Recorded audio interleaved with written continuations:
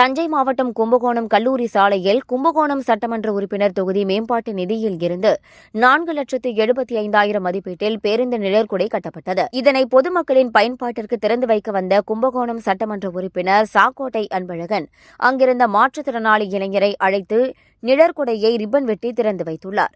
இதனை சற்றும் எதிர்பார்க்காத மாற்றுத்திறனாளி இளைஞர் மற்றும் நிகழ்ச்சியில் பங்கேற்ற திமுக நிர்வாகிகள் மற்றும் பொதுமக்கள் மத்தியில் நெகிழ்ச்சியை ஏற்படுத்தியது.